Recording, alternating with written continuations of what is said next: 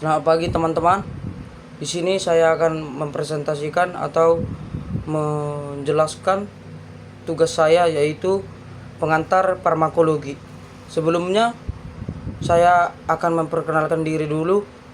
Nama saya Robert Menropa, kelas IKOR A 2023 dengan NIM 6232510008.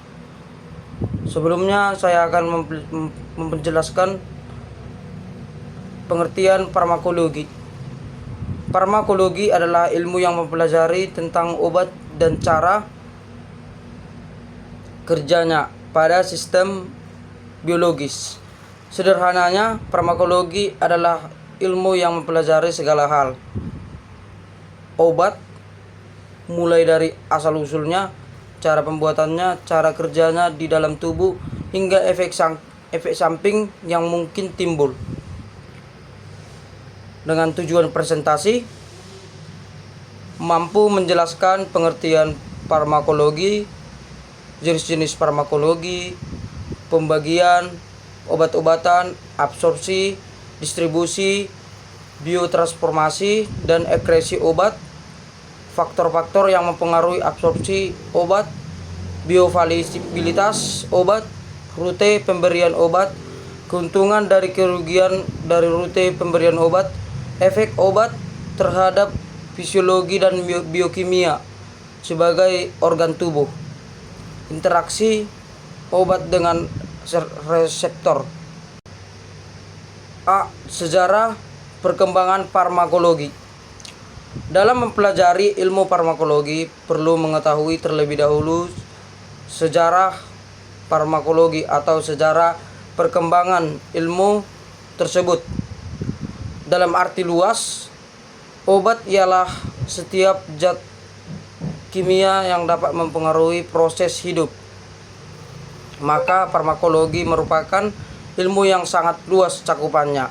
Dahulu farmakologi mencakup pengetahuan tentang sejarah, sumber, sifat kimia dan fisik, komposisi, efek fisiologi dan biokimia, mekanisme kerja, absorpsi, distribusi, biotransformasi, ekresi, dan penggunaan obat.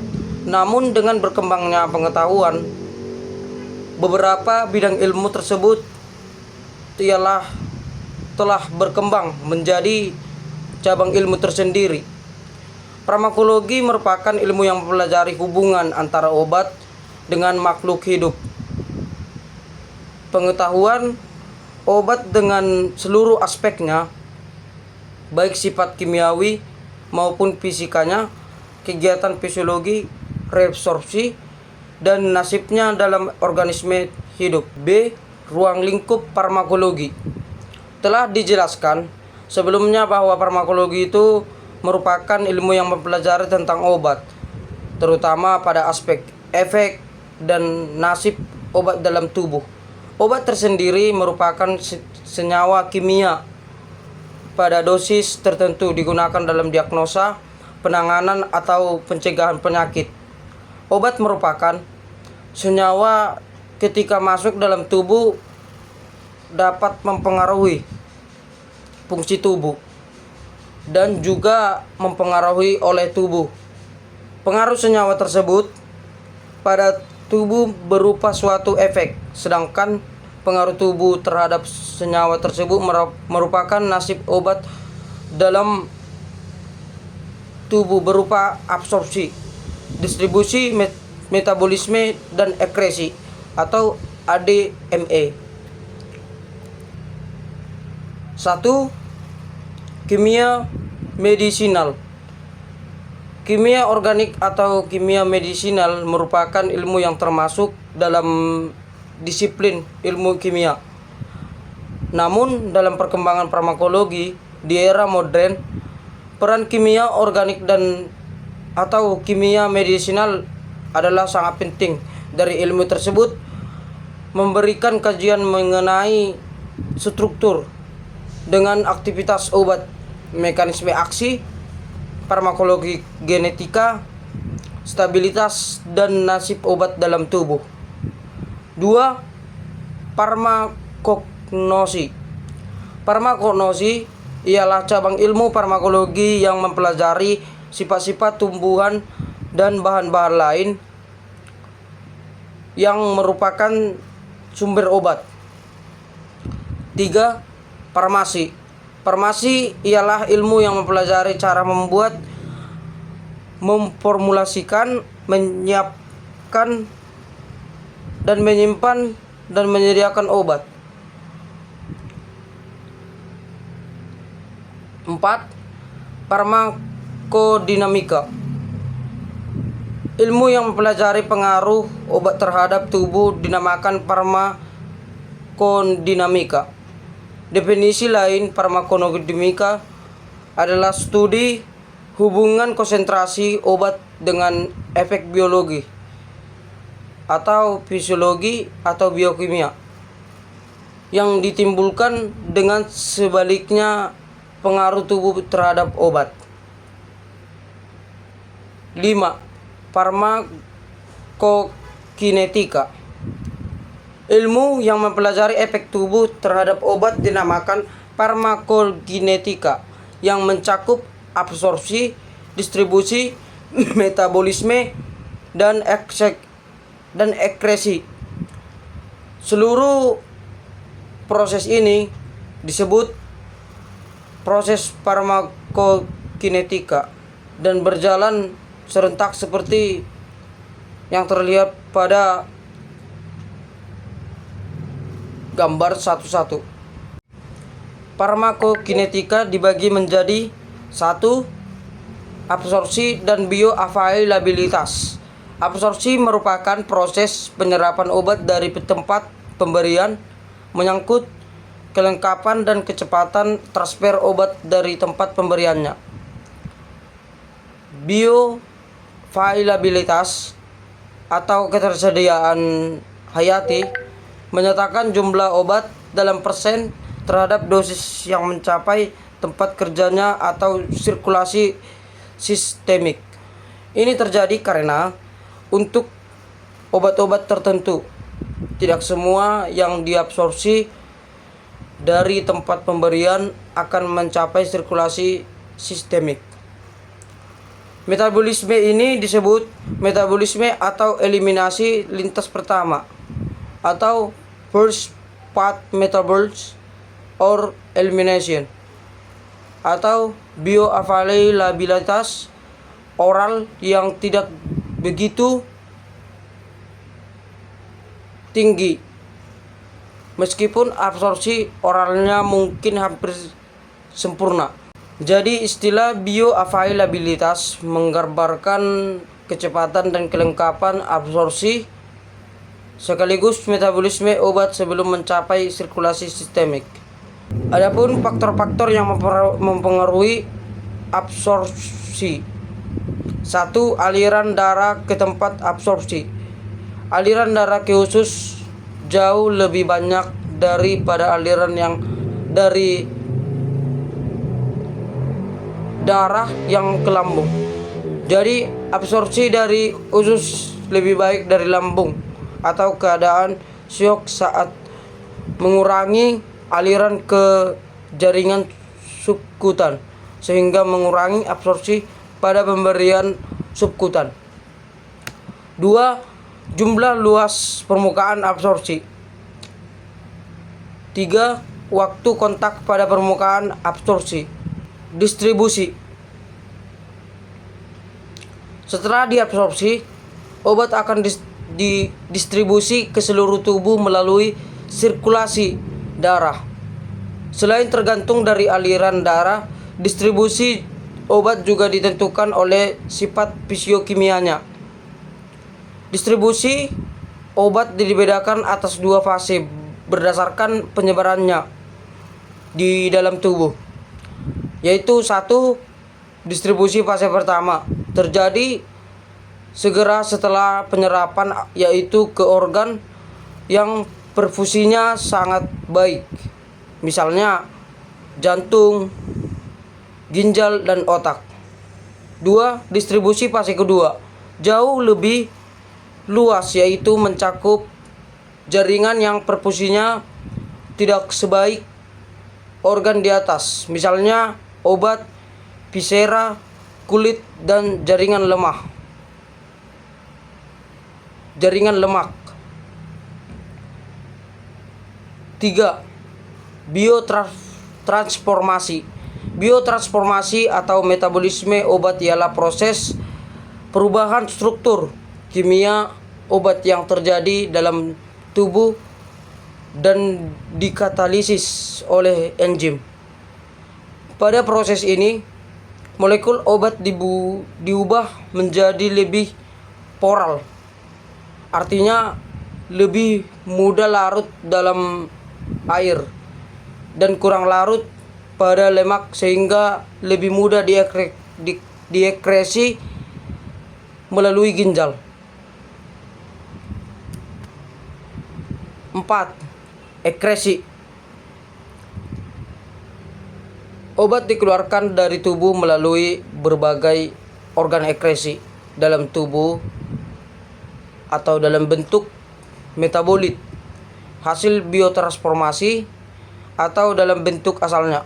Obat atau metabolit polar diekskresi lebih cepat daripada obat larut lemak, kecuali pada ekskresi melalui paru-paru. Ginjal merupakan organ ekskresi yang terpenting. Ekskresi di sini merupakan resultan dari 3 proses, yakni filtrasi di glomerulus, sekresi aktif di tubuli proksimal, dan reabsorpsi pasif di tubuli proksimal dan distal.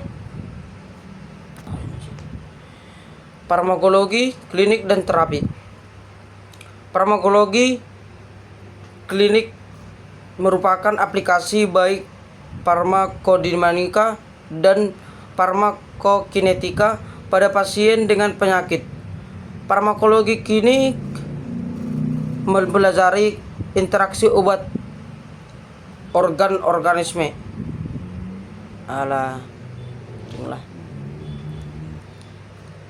F. Farmakologi klinik dan terapi. Farmakologi klinik dan terapi. Farmakologi klinik merupakan aplikasi baik farmakodinamika dan farmakokinetika pada pasien dengan penyakit. Farmakologi klinik mempelajari interaksi obat dengan organisme hidup yaitu manusia. Ilmu tersebut digunakan sebagai dasar bagi penggunaan obat yang rasional pada manusia yang majur, aman, tepat, serta biaya yang terjangkau. G. Toksikologi. Toksikologi merupakan ilmu farmakologi yang berhubungan dengan efek samping atau sifat toksis suatu senyawa kimia. Toksikologi tidak hanya berkaitan dengan aspek toksik obat yang digunakan dalam proses terapi, namun juga aspek toksik senyawa kimia lainnya, atau misalnya polutan, racun, dan lain-lain. Ilmu toksikologi berkembang menjadi beberapa ilmu, diantaranya toksikologi forensik dan toksikologi klinik. C. Pembagian obat. Obat adalah suatu senyawa yang beraksi dalam tubuh, berinteraksi dengan molekul target dalam tubuh, menstimulasi atau menghambat proses fisiologi normal. Dari beberapa referensi, obat diklarifikasikan berdasarkan beberapa aspek, misalnya struktur kimia, efek farmakologi yang dihasilkan, penyakit yang diterapi, atau sistem fisiologis tubuh yang menjadi target terapi obat. Adapun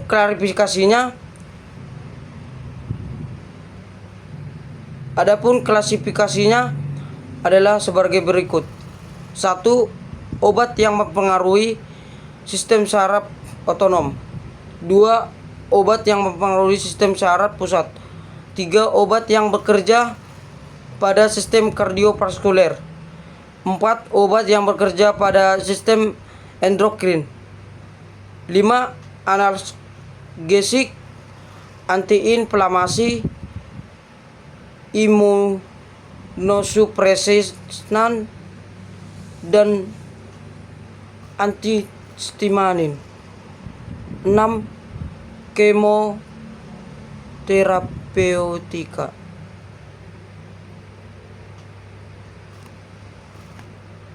1. Rute pemberian obat. A. Melalui mulut. Babi mah. 1. Rute pemberian obat. A. Melalui mulut atau oral. Pemberian obat melalui mulut atau peroral adalah cara yang paling lazim karena sangat praktis, mudah dan aman. Namun tidak semua obat dapat diberikan peroral. Misalnya obat yang diuraikan oleh getah lambung seperti insulin atau oksitosin. 2. Sublingual. Pemberian obat secara sublingual yaitu obat diletakkan di bawah lidah, tempat berlangsungnya absorpsi oleh selaput lendir setempat ke dalam vena lidah yang sangat banyak pada tempat tersebut. Keuntungan ini adalah obat langsung masuk ke peredaran darah besar tanpa melalui hati. C. Sebagai secara suntikan atau parenteral.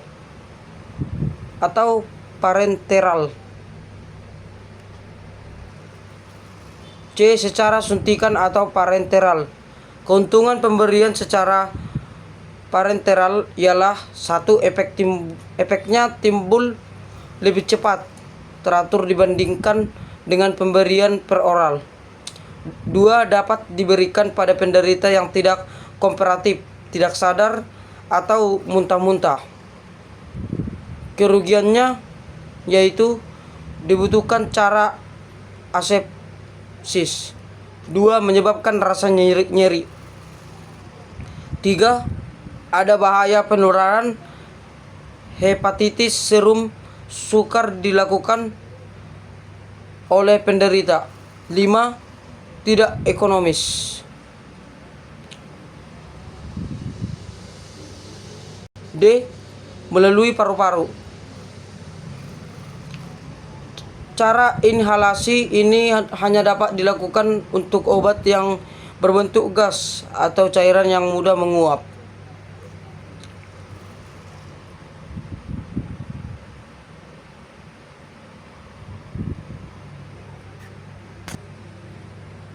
E. Pemberian tropikal.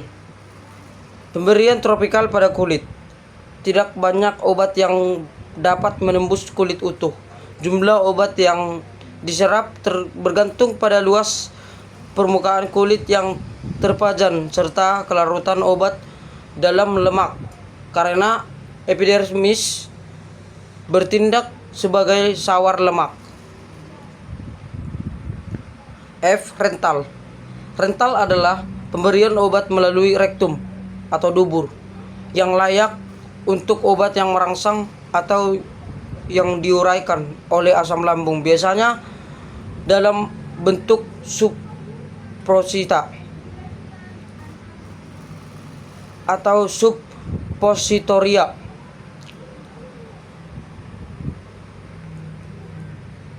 G. Intravaginal. Untuk mengobati gangguan vagina secara lokal, tersedia salep, tablet atau sejenis suppositoria vaginal atau ovula yang harus dimasukkan ke dalam vagina atau melarut di situ. H. Intraokuler dan intraaurikuler. atau dalam mata dan telinga.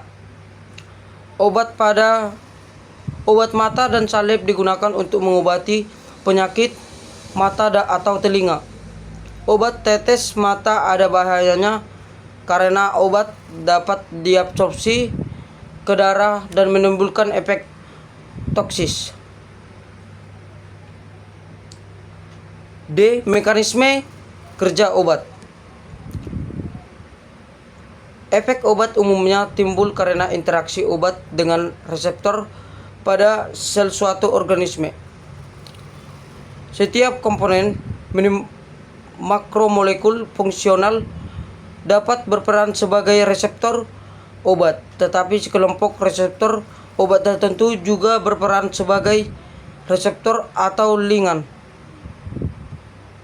yang menyerupai senyawa endogen disebut eknosis.